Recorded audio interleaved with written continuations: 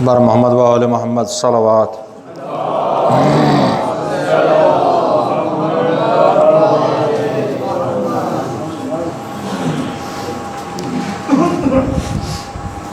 اعوذ باللہ من الشیطان اللعین الرجیم، بسم اللہ الرحمن الرحیم، الحمد للہ والصلاة علی اہلہا، بسم اللہ الرحمن الرحیم۔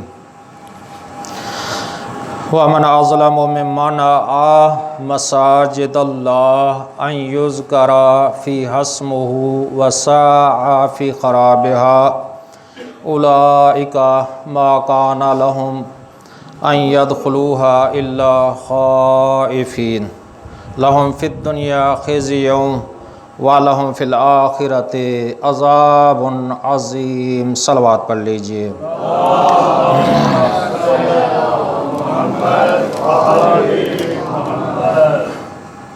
عزیزان گرامی، موضوع کے مناسبت سے پہلا خطبہ مساجد کی فضیلت کے متعلق تھا۔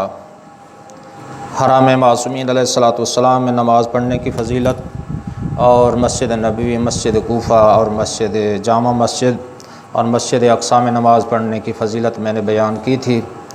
تو ابھی بھی اس کا ایک چھوٹا سا حصہ آپ کی خدمت میں بیان کرنا چاہتا ہوں۔ اللہ ارشاد فرما رہا ہے وَمَنْ أَظْلَمُ مِمَّنْ مَنَعَ مَسَاجِدَ اللَّهِ، سورہ بقرہ آیت نمبر 114 ہے۔ فرمایا سب سے بڑا اظلم وہ شخص ہے، اظلم وہ یعنی سب سے بڑا ظالم کائنات میں کون ہے؟ اللہ ارشاد فرما رہا ہے سب سے بڑا ظالم وہ ہے جو اللہ کے گھر میں لوگوں کو نماز پڑھنے سے روکے۔ وہ کون ہے کائنات میں بڑا ظالم ہے؟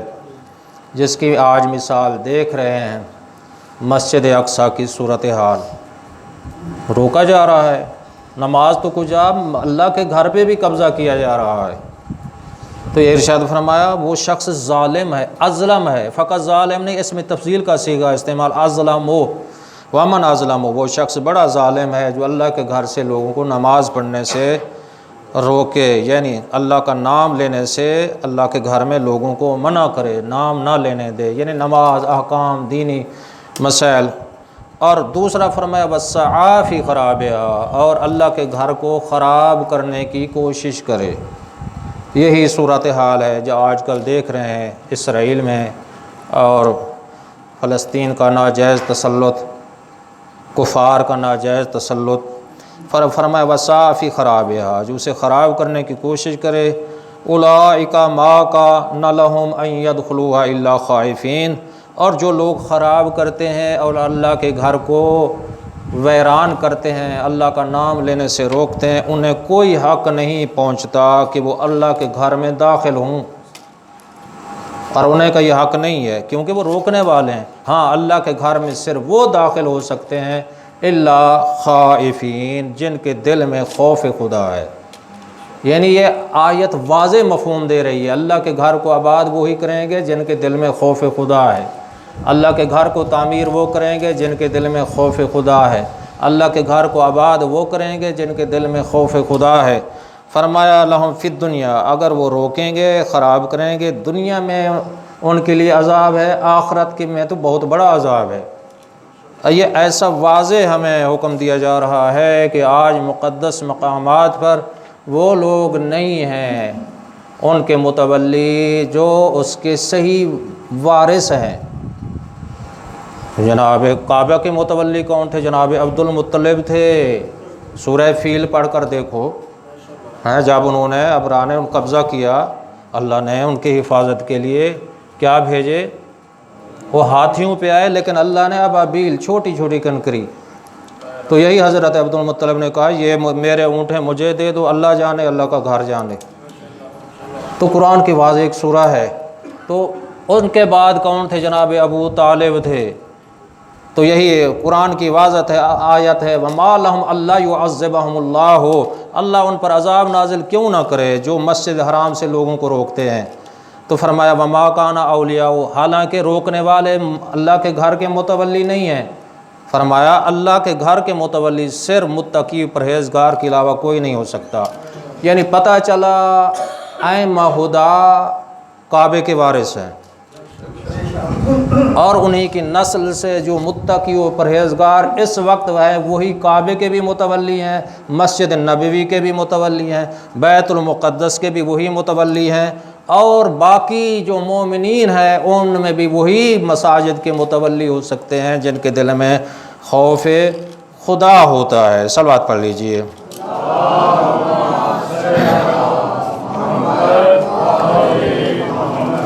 اس لیے ارشاد فرمایا یا ایھا الذین آمنوا لا تتخذوا اليہود والنصارى، اے ایمان لانے والو کبھی یہود و نصارہ کو کبھی دوست نہ بنانا، وہ ایک دوسرے کے مددگار ہیں، وہ ایک دوسرے کے معاون ہیں، وہ تمہارے دوست نہیں ہیں۔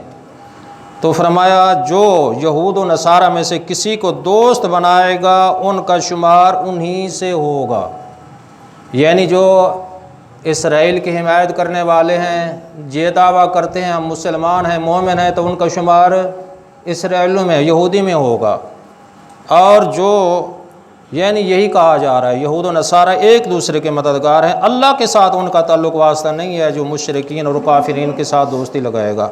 تو یہی میں عرض کر رہا ہوں، آج ظلم دیکھ رہے ہیں، کتنا ظلم ڈھایا جا رہا ہے، ظلم کی بہت سی اقسام ہیں، ظلم کی یہ بھی اقسام ہے ہم گھر میں انصاف کے ساتھ پیش ہیں، بچے ہیں تو ان کے ساتھ انصاف کے ساتھ پیش ہیں، اور ہمسائے ہیں تو ان کے ساتھ انصاف کے ساتھ پیش ہیں، یعنی ظلم عدل کی ضد ہے، عدل ظلم کی ضد ہے۔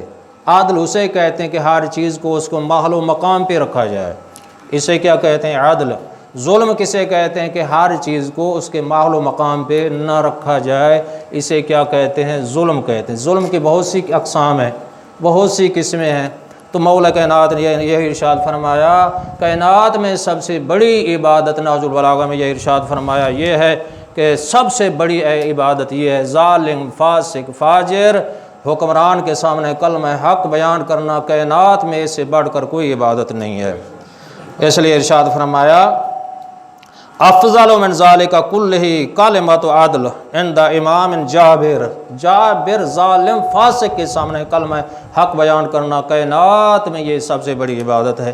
اسی چیز کی وجہ سے میرے محترم سامعین آدم کے بیٹوں کے درمیان لڑائی ہو گئی، بڑے نے قابیل نے حابیل کو قتل کر دیا، ظلم کیا، تو یہ سلسلہ چلا آ رہا ہے۔ حضرت صالح کی اونٹنیوں کے لوگوں نے پاؤں کاٹ دیے، عذاب نازل ہو گیا۔ حضرت شعیب کی قوم نے نافرمانی کی، قوم مصیبت میں عذاب میں مبتلا ہو گئی۔ حضرت ابراہیم کی قوم نے نافرمانی کی، عذاب میں مبتلا ہو گئی۔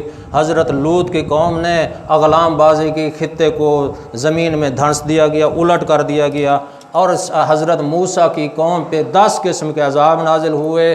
یہ ساری چیزیں میرے محترم ظلم کی وجہ سے ہیں۔ تو آج یہی کسی امام کو، ہر امام یا تو وہ تلوار سے شہید ہوئے ہیں یا زہر سے شہید ہوئے ہیں، تو یہ قرآن جن کی عصمت و طہارت و ولایت کی گواہی دیتا ہے عادل امام ہے، تو کیا وہ ظلم تو کجا ظلموں کا ارادہ نہیں کرتے؟ اسی خدا کو ہم ماننے والے ہیں جو خدا ظلم تو کجا خود ظلم کا ارادہ نہیں رکھتا۔ اہل بیت پر لوگوں نے ظلم ڈھائے، سر کیوں کیا؟ کہ اللہ نے انہیں مرتبہ کیوں دیا، اللہ نے انہیں عصمت کیوں دی، اللہ نے انہیں طہارت کیوں دی، اللہ نے انہیں امامت کیوں دی؟ یہ فضائل تعصب حسد کی وجہ سے اتنا ظلم کیے، حالانکہ یہ معصوم ہستیاں اتنا پاکیزہ ہیں، یہ اصلاح نفس روح کی امراض کے لیے اللہ نے بھیجے ہیں۔ آج میرے محترم سامعین، آج 15 شوال المکرم میں مولا امام جعفر صادق علیہ السلام کی شہادت کی تاریخ آج کی تاریخ ہے۔ روایتوں میں اختلاف ہے، ایک 25 شوال کا بھی ہے، لیکن 15 شوال کا بھی، جو آج بروز آج جمعہ کا دن ہے 15 شوال ہے، مولا امام جعفر صادق علیہ السلام کی شہادت کی تاریخ یہی ہے۔ مولا کے 4000 سے زیادہ شاگرد تھے، 4000 سے زیادہ شاگرد، اور یہ مذہب پھیلا ہے مولا امام جعفر صادق علیہ السلام کے شاگردوں کے ذریعے، اور متعصبین نے تعصب کی وجہ سے ظلم ڈھائے، اور روایتیں ملتی ہیں کافی دفعہ منصور عباسی اور جو مولا کا قاتل شمار ہوتا ہے، خدا اس پہ لعنت کرے۔ اور اس نے بڑے بڑے ظلم کیے اور قتل کرنے کی بھی کوشش کی، لیکن یہ روایت ملتا ہے قد زہر دینے سے پہلے مولا امام جعفر صادق علیہ السلام کے گھر کو چاروں طرف سے آگ لگا دی گئی۔ بہت سے علماء کی زبانی میں نے یہ سنا ہے کہ مولا اپنے صحن میں خاموش ہو کر بیٹھ کے غلام آگ بجھا رہے تھے۔ غلام، جب مولا سے پوچھا گیا کہ مولا آپ کیوں اتنا خاموش بیٹھے ہیں، تو مولا نے یہی ارشاد فرمایا، مجھے وہ خیمے یاد آ رہے ہیں جنہیں آگ لگا دی گئی ہے۔ یہ مظلوم امام ایک دفعہ تو آگ اس گھر کو نہیں لگی نا، یہ مدینہ تھا، مدینہ میں، لیکن پہلی دفعہ کب آگ لگی؟ جب ان کی جدہ جناب فاطمہ رسول کی لخت جگر گھر میں تھی، کوئی آئے، پہلی دفعہ جب آگ لگائی دی، یہی کہا کہ علی کو باہر نکالو ورنہ ہم آگ لگا دیں گے۔ اور بی بی نے یہی کہا، کیا اس گھر کو آگ لگاؤ گے جس میں زہرا رہتی ہے؟ کیا اس گھر کو آگ لگاؤ گے جس میں حسن حسین رہتے ہیں؟ کیا اس گھر کو آگ لگاؤ گے جس میں وحی نازل ہوتی تھی؟ عزادارو، میں ایک جملہ عرض کرنا چاہتا ہوں کہ یہ پہلی آگ تھی جس وقت جناب مولا کائنات دروازے کے پیچھے آنے لگے نا، جناب زہرا ہاتھ باندھ کر عرض کرتی ہیں کہ آج تمہاری باری نہیں ہے، آج مجھ زہرا کی باری، آج مجھ زہرا کی باری ہے۔ منع کر دیا ہے علی کو، آئی ہیں دروازے کے پیچھے، اتنا آہستہ آہستہ کہا، او دھمکیاں دینے والوں، اس گھر کو آگ لگاؤ گے جس میں زہرا رہتی ہے؟ آنے والوں نے کہا علی کو باہر نکالو ورنہ ہم آگ لگا دیں گے۔ عزادارو سنو گے، سامنے دروازہ تھا، پیچھے دیوار تھی، درمیان میں حسنین کی اماں تھی۔ جب دروازے کو دھکا دیا گیا، یہ بی بی نے آواز دی، یا فضہ تو الیہ فسن دین، اے فضہ مجھے سہارا دو، آنے والوں نے میرے محسن کو شہید کر دیا۔ لیکن تیسری دفعہ کب آگ لگائی گئی؟ آخری دفعہ جب لوٹو تبرکات علی و بطول کو قیدی بنا کے لے چلو آل رسول کو، جس وقت ذریت پیغمبر کو قتل کر دیا گیا، مولا امام حسین کے جسم پہ گھوڑے دوڑائے گئے۔ امام زمانہ یہی کہتے ہیں، میرا سلام ہو اس جد پہ جس کی سینے کی ہڈیاں پشت کی ہڈیوں سے مل چکی تھی۔ لیکن آئے ہیں نا لوٹنے والے، سب سے پہلے لوٹا جناب زینب عالیہ مصلی عبادت پہ تھی، اور ایک شخص لوٹ بھی رہا ہے، رو بھی رہا ہے۔ بی بی نے پوچھا، یا عدو اللہ ما یبکی کا، اے دشمن خدا تو کیوں روتا ہے؟ یہ ملعون کہتا ہے کہ میں آپ کی مظلومیت پہ روتا ہوں۔ تو بی بی نے کہا، اگر اتنا ترس ہے تو ہمیں نہ لوٹ۔ یہ ملعون کہتا ہے، میں نہیں لوٹوں گا تو کہ اور لوٹ کر لے جائے گا۔ مولا امام سجاد علیہ السلام چمڑے کے بستر پہ بیماری کی حالت میں ہے۔ علماء نے بیان کیا، اس ملعون نے نیچے سے اس طرح چمڑا کھینچا، میرے امام منہ کے بل زمین پہ گرے۔ عزادارو، روایت یہ ملتی ہے چاروں طرف سے آگ لگا دی گئی ہے خیام کو۔ بیویاں جب ایک خیمہ جل جاتا ہے دوسرے خیمے میں چلی جاتی ہے، جب دوسرا جل جاتا ہے تیسرے میں، جب آخری خیمہ بچا ہے نا تو جناب زینب عالیہ اتنا کہتی ہیں، اے وقت کے امام ہمیں کیا حکم ہے؟ ہمارے چادریں تو لوٹی جا چکی ہے، کیا ہم جل کر مر جائیں یا آگ سے باہر نکل جائیں؟ عزادار سید سجاد نے کہا، خاک کربلا کا پردہ بنو، خیام سے باہر نکل جاؤ۔ حمید ابن مسلم کہتا ہے، میں دیکھ رہا تھا ایک بی بی جلتے ہوئے خیمے میں جاتی ہے پھر باہر آتی ہے، اور میں نے دیکھا ایک دفعہ اندر گئی ہے، جب باہر آئی ہے پشت کے اوپر سید سجاد بیماری کی حالت میں باہر لائی ہے۔ عزادارو، یہی حالت ہے مولا امام جعفر صادق علیہ السلام کے گھر کی۔ اور جس وقت آخری وقت تھا نا مولا کا، سب کو بلایا ہے، سارے لوگ اکٹھے ہو گئے ہیں، بیٹیاں بھی آ گئی ہیں، بیٹے بھی آ گئے ہیں، اور آخری وصیت میرے امام نے جناب امام موسیٰ کاظم علیہ السلام کی امامت کے بارے میں اور نماز کے بارے میں ارشاد فرمایا ہے۔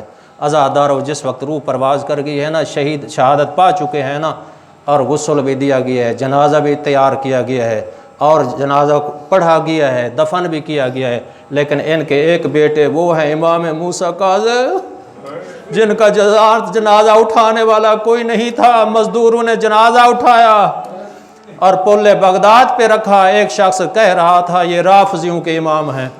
عزادارو، میرے امام کو دفن بھی کر دیا گیا۔ میں کہوں گا قربان جاؤں آقا حسین، آپ کو قتل کرنے کے بعد آپ کے جسم کو وہاں رکھ دیا گیا اور کوئی اقتدا کرنے والا نہیں تھا۔ آخر میں مولا امام زین العابدین بطور معجزہ ہے۔ وآخر دعوانا الحمدللہ رب العالمین۔